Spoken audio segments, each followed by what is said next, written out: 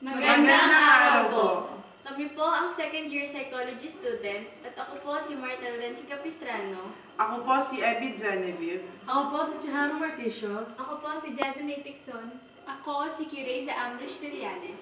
Ang barangay na pinagtuunan ng aming pansin para sa dokumentaryo na ito ay ang Barangay Santo Angel, San Pablo City. Sa pagsasagawa ng aming dokumentaryo na ito ang ilan sa mga problema ng Barangay Santo Angel.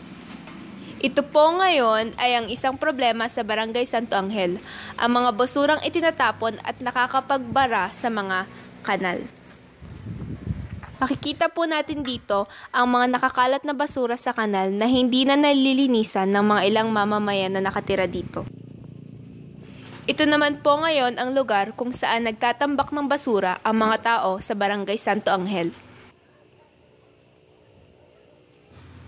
Makikita po natin dito na malaki na ang pinagbago ng mga tambakan ng basura dito. Para sa mas malawak na kaalaman tungkol sa Barangay Santo Angel, ito ang kasihan na aming na-interview. Ilang taon na po kayo? 46. Bakit po kayo tumakbo pansin? Ano matulong dito sa atin? Pang ilang rep pa kayong tanong Bago lang ito lang nagpapadalong kami.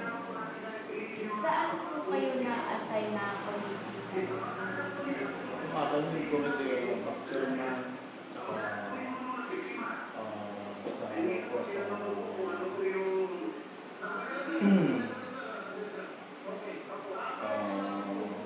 sa palinisan ng kapag-barangay sa environment. Saka sa tourism.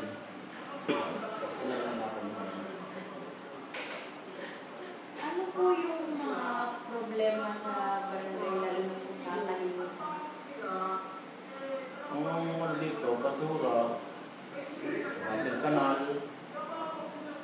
alimutan kasi yung kanal natin dito, barado na. Ayaw ang maraming ginagawa na kanal. Ano po yung nangyari po dun sa Biuyan po, yung tambakan po ng basura dati? Dati kasi, ang lahat ng basura, yung basura ng ibang barangay, yan dinadala sa Biuyan. Hindi naman kinasama. Pag po may nahuhuli na nagtatapon dyan, ano po yung mga ginagawa sa mga nahuhuli na nagtatapon? Kapag may nahuli ka dito sa Biuyan na nagtatapon ko ng basura sa kalsada, sa mga kalye,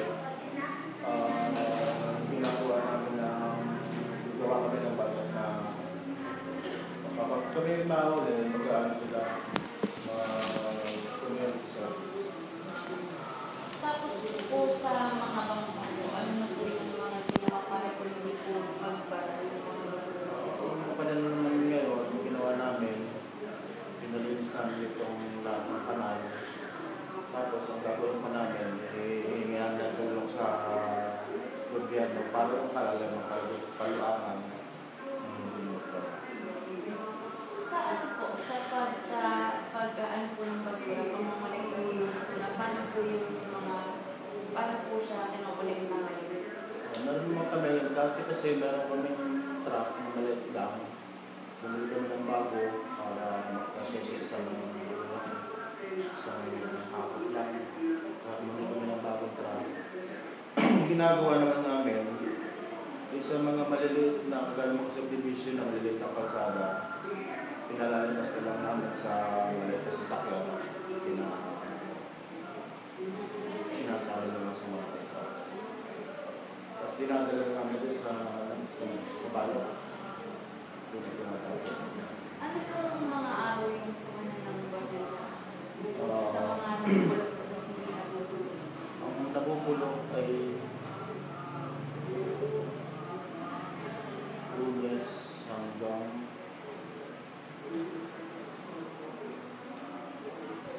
Lunes ang nabubulok. Ang hindi naman nabubulok ay Lunes. Ano po sa tingin nyo na pinagkaiba ng palinisan po nung sa huling termino sa ngayong termino po? bagal lang naman noon sa, ayun, sasakyan lang. Mas maliit natin, maliit lang sa sasakyan lang. Yung bago na halos parehas din. May iba pa po ba kayong project ngayon bukod po dun sa environment ng Puyong Forest? Ang project namin ngayon, yun nga, yung kanal, papaluwang ng kanal. Kaso natin pa namin yung pondo. Kasi yung pondo hindi pa namin. Kaya nire-request pa lang namin para magawa po namin. Yung kung sa hindi naman po kalinisan, di ba dati po, nung past po na termino, hindi po na-implement yung pagka-curfew. Bakit po ngayon nagkaroon ng curfew na 10 p.m. po ang mga minors? Kasi yun ang gusto ng ating bago ngayon. Bago kami magkamayon kami para sa mga kabataan. Naglagay kami ng curfew na pamula 10 o'clock. Ang mga edad na 16 pataas hanggang 18 hanggang 20 sa lalaki ay kagalaw ng curfew hanggang magpamula 10 ng gabi. Paano po pag mayroon nahuli na may out po na lampas 10 o'clock na ng gabi? Ang ginagawa namin, dinadala namin dito sa barangay, tapos pinatatawag na lang namin. Kung hindi susunduin ng magulang, dito na matutulog sa barangay. Pinapabasa na sa mga pauwi kung walang pakaw. Sa lahat-lahat po ng naging proyekto, alin po doon yung nahirapan kayo na pasunurin yung mga tao?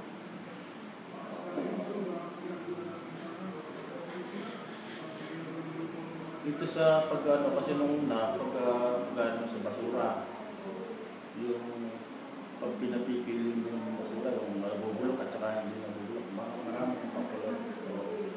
Kaya ang ginawa namin, kung hindi sila susunod, hindi namin kukunin yung basura. Kasi sumunod, papilitan na sila sumunod. Sa tingin niyo naman po, maayos na po yung